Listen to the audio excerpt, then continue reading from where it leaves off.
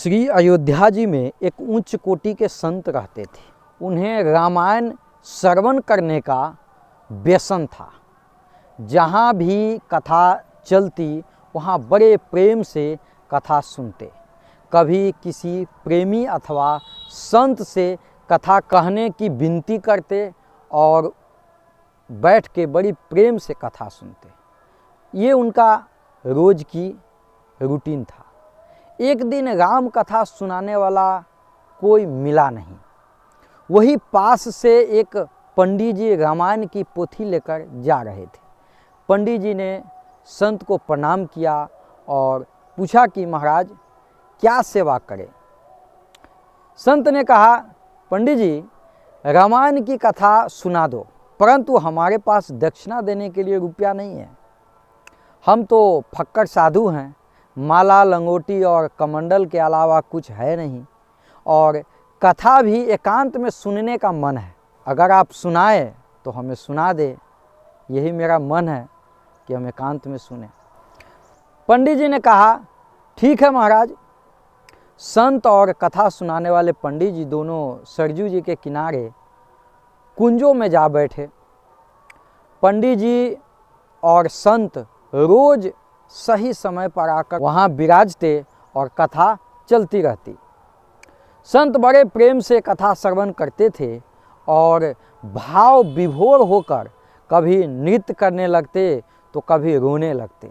जब कथा विश्राम हुई तब संत ने पंडित जी से कहा, पंडित जी आपने बहुत अच्छी कथा सुनाई, हृदय गदगद हो गया। हम बहुत प्रसन्न हैं। हमारे पास दक्षिणा देने के लिए रुपया तो नहीं है, परंतु आज आपको जो चाहिए वह मांगो। संत सिद्ध उच्च कोटि के प्रेमी संत थे। श्री सीताराम जी उनसे संवाद भी किया करते थे। पंडित जी बोले, महाराज हम बहुत गरीब हैं, हमें बहुत सारा धन मिल जाए। संत ने प्रार्थना की, प्रभु इसे कृपा करके धन दे दीजिए। भगवान भी मुस्कुराने लगे। संत बोले, तथास्तु। फिर संत ने पूछा, मांगो और क्या चाहते हो। पंडित जी बोले, हमारे घर पुत्र का जन्म हो जाए, बहुत समय हो गया शादी का, कोई संतान नहीं हुआ है। संत ने पुनः प्रार्थना की और श्री राम जी मुस्कुरा दिए। संत बोले, तथास्तु, क्योंकि वो हर बार भगवान से विनती करते थे, तुम्हें बहुत अच्छा ज्ञानी पुत्र होगा, ये आशीर्वाद दिए। फिर संत बोले, और कुछ मांगना है तो मांग लो, आज खुल गया है पोटली। पंडित जी बोले, श्री सीताराम जी की अखंड भक्ति प्रेम हमें प्राप्त हो। संत बोले, नहीं, यह नहीं मिलेगा। पंडित जी आश्चर्य में पड़ गए कि महात्मा क्या बोल गए। पंडित जी ने पूछा, संत भगवान यह बात समझ नहीं आई। संत बोले, तुम्हारे मन में प्रथम प्राथमिकता धन सम्मान घर की है, दूसरी प्राथमिकता पुत्र की है और अंतिम प्राथमिकता भगवान के भक्ति की है। जब तक संसार को, परिवार को, धन को, पुत्र आदि को प्राथमिकता देते हैं तब तक भक्ति नहीं मिलती।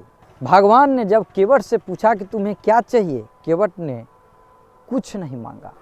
उतर ठाड़ भये सुर शरीरेता, सिए राम गु लखन समेत। केवट उतरि दंडवत किन्हा, अब प्रभु ही सकुच यही नहीं कछु दिन।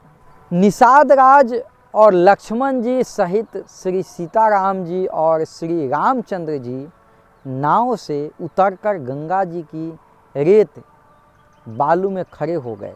तब केवट ने उतरकर दंडवत किए। उसको दंडवत करते देखकर प्रभु को संकोच हुआ कि इसको कुछ दिया नहीं।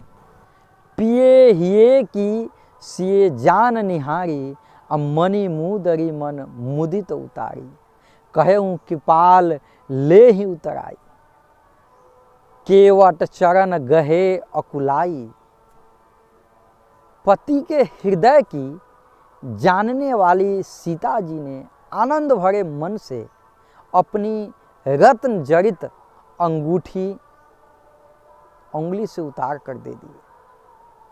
कृपालु श्री रामचंद्र जी ने केवट से कहा, नाव की उतराई ले लो। केवट ने व्याकुल होकर चरण पकड़ लिए। नाथ आज मैं काह न पावा, मिटे दोष दुख दारिद दावा। बहुत काल मैं किन्ह मजूरी, आज दिन विधि बनी भली भूरी। उसने कहा, हे नाथ, आज मैं क्या नहीं पाया, मेरे दोष दुख और दरिद्रता की आग आज बुझ गई है। मैंने बहुत समय तक मजदूरी की, विधाता ने आज बहुत अच्छी भरपूर मजदूरी दे दी। प्रभु के बार बार कहने पर भी केवट ने कुछ नहीं लिया। तब जाकर प्रभु ने उसे भक्ति प्रदान की। हनुमान जी को जानकी माता ने अनेकों वरदान दिए, बल बुद्धि सिद्धि अमरत्व आदि, परंतु उन्होंने कुछ प्रसन्नता नहीं दिखाई। अंत में जानकी जी और प्रभु श्री राम ने अपने प्रेम और अखंड भक्ति का वरदान दिया। प्रभु की भक्ति में ही शक्ति है और शक्ति से ही जीवन में मोक्ष प्राप्त हो सकता है। अगर मन में लगन है तो हम कुछ भी पा सकते हैं। साथियों, आज की कहानी कैसी लगी कमेंट करके ज़रूर बताइएगा। आज के लिए बस इतना ही, फिर मिलेंगे अगले वीडियो में। तब तक के लिए जय जय सिया राम।